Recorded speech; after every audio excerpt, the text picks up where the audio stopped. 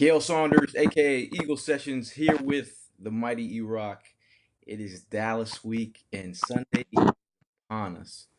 How are you feeling, friend, right now? I'm feeling good about the matchup. I think it's going to be a little closer than maybe a lot of us expect. But the gravity of the situation has kind of fallen upon me, not only for the Philadelphia Eagles and what a win would mean for them, but a loss for the Dallas Cowboys. We talked it on this week's Fourth and Jawn. If Dallas was to win the NFC East, if they lose tomorrow night, that means they would have to, in essence, win out, and the Eagles could win no more than 2 games. I mean, this is a huge opportunity for the Eagles with a win to go up 4 games in the division. And that's amazing. Already 4 games up in the division. I mean, that would be great. I mean, I remember in the beginning of this season, we talked about statement games. That Redskin game being a game that shows you the progression of this Eagles team. I feel like if you beat the Cowboys on prime time Sunday, it just it's like building the momentum into bigger and better things. What do you think about that? On the show on Tuesday, I maybe have misspoken a little bit when I said the Eagles are peaking at the exact right time. Obviously, peaking at the exact right time isn't right now, it's in the playoffs. But the touch on what you said is like the progression keeps going up because I don't think we've seen the best of this team yet. As amazing as they have been and the points that they've thrown up, I don't think we've seen the best of what they have to offer yet. So they're continuing to peak, and a win against Dallas would do exactly that. You think Jay Ajayi? Seen We haven't seen best of Jay Ajayi. We saw a couple, but we don't really realize the element that he brings. I could see a lot of Jay Ajayi on Sunday night, and that would be amazing. Um, but any concerns with fans out there will say it, a trap game. I don't think a division rivalry such as this can necessarily be a trap game. I mean, when's the last time you looked at any game in the NFC East and went, one team's so bad and the other team's so good that it is in essence a trap game? It almost doesn't happen within the division. Could they come out a little bit rusty? Yeah, I've heard those concerns as well, but there's nothing that Doug Peterson or Carson Wentz or Jim Schwartz or this entire coaching staff hasn't done this year that doesn't say they'll not only be ready but ready to be dominant. Now, if I say this sentence, the Eagles will win this football game if If Carson Wentz stays on his feet, like the only chance, really the only chance of the Dallas Cowboys winning this game is if they get after Carson Wentz early and often and disrupt the timing of the offense enough so that kind of Dak Prescott and that Dallas Cowboys offense can do what they did in the first quarter against the Falcons, which is, make it competitive, look good. He completed some passes, he rushed for a touchdown. So they would have to get after Wentz early and they'd have to score early enough. But if Carson Wentz is on his feet, I can't see it. I can't see how that Dallas defense is going to stop a Carson Wentz with that amount of weapons and that amount of time. yeah, I mean the new look Carson is so amazing. The 2017 model has the turbo, it has the sixth gear, it just has everything, all the bells and whistles. I really don't feel like this train can be stopped. No doubt. And early on in the season, it almost seems like every game he's peeling another layer back like an onion of just his talent and his skill set. Early on in the season it was about he can't throw the deep ball. Well, go to NFL.com, look up the stats, and see how many balls he's completing for Yeah. over 40. Just take a look. Okay, maybe it's and we've accused him on it on the show. Oh, he's eye banging the receiver. He's looking down his receiver. Now all of a sudden he's able to go to his second and third reads, and then all of a sudden the next game you've seen him break out of the pocket and start rushing rushing against the Washington Redskins. Pardon. Getting smooshed up in that pocket and then squeaking out. All of a sudden, it's like there's another aspect to his game. So I can't wait to see what new or maybe a complete Carson Wentz, game we're going to see against the Cowboys. But I know a lot of I bet you've caught a lot of hate in Dallas week. Any interesting nuggets from hating Dallas Cowboy fans in your mentions this week? There was just one. It's actually been relatively quiet, which is both surprising and not so surprising given the fact that Cowboys fans don't even expect to win this game. So it's just funny to see a guy like Rigo, what the Mhm. hell is it?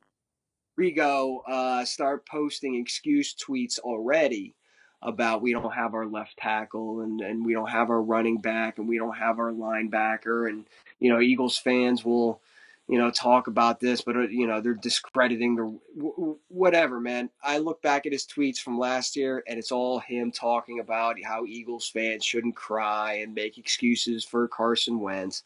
So it's funny. I was at the Flyers game actually with Evan, and driving home, Aton was on 97.5. I actually called in and Oh yeah. got on. We were discussing about Dallas Cowboys fans just making excuses, and they're gonna do it regardless. It doesn't matter if it's contradictory. You give a Cowboys fan long enough to talk, and he will eventually expose himself as a fraud. I mean, hindsight is 2020 with these Cowboy fans. I really feel like I just don't get them, man. I mean, they don't see the hate they were spitting all last season. This year, it's I have amnesia. I don't know what I was saying all last year. But It's different. They'll tell you, no, but it's different. No, it's not. yeah. So I mean, no concerns whatsoever. This is a double. You got it written down in your book. Yeah, listen, I don't think they're going to blow them out. I think it's going to be close, hard fought game. You're in their house. Going back to what I said in the beginning. The gravity of what it means for the Dallas Cowboys. I mean, this is their season right here. I mean, if they can't get past the Eagles and they're sitting at 500 after 10 games, that just doesn't bode well for the Cowboys' playoff chances at all. Now they're fighting for a wild card, Right. and they don't want to be put in that position. So I don't think it's going to be a blowout. It's going to be a close game. But in the end, I don't see any reason why this Philadelphia. Give me a reason. Give me a reason why the Eagles would lose this game. No, I feel confident. I got a 30 burger.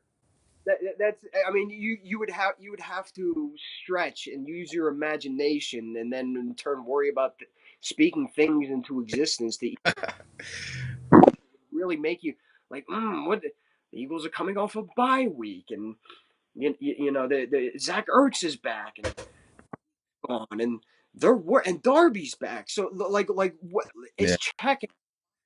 I don't. I just don't know how they lose. It was funny because I was looking at I think it was a Dallas Cowboys site or something, and they were like kind of reaching for draws a little bit. Scott Linehan, their coordinator, had coached with Jim Schwartz. They're saying maybe he knows what Schwartz is thinking, and that's the way that one of the only ways the Cowboys win. But obviously, you know, I'm not feeling it. They're just the Eagles are just a better team. They're better. I mean, you take a look at it top to bottom. They're just a more complete team. Are there certain positions that the Dallas Cowboys have over the Eagles? Yeah, yeah. Offensive line, probably. Running back when Zeke's healthy, I think that's overall a strength that the Cowboys have over the Eagles. But when you look at it top to bottom, I mean, they're just a better team. Yeah, I mean their secondary is very young, um, not well experienced. I think Heath is out. Their safety. Um, Yeah.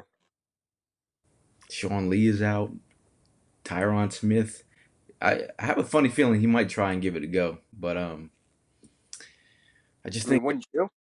I mean you got to. The season's on the line. And in closing, where Mhm. like, what does E-Rock do on a primetime game? What is the setup? Is there a pregame thing that you're gonna do before this game? You have to be in a certain spot? Or you got some ritual going on for this big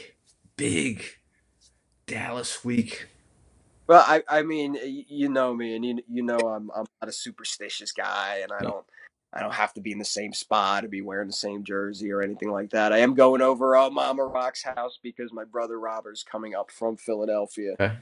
to watch the game as a family.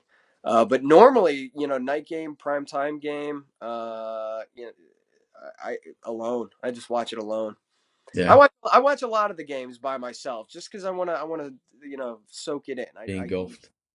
Yeah, Yeah. yeah. Make a little green What's up? accompanies you. Does a little green accompany with you watching these games? Yeah, you know, Bubba will fall asleep to watching the games, but he's only 2, so he can only stay up for so long. I wasn't talking about Bubba, man. Make a little green. What are you talking about? The green stuff, man. well, that yeah, well, yeah, yeah. Okay. Okay. Well, on with Actually, the you know what? I, t- I take that back because you know, even at the tailgates, the green does make an appearance, but I'll never partake because I like to watch a game in clear mind. Now yeah. that's not there's not some celebration green going on, Okay. uh, but you know how it goes. There'll be some celebration of the green after the big W. Yeah, All right. yeah. Well, And in closing, that's all we got for you folks. The Eagles are going to get this big W. We're excited, um, and that's the mighty New York. Eagle Sessions, fly Eagles fly. Got anything for them? EAGLES Eagles. Eagles.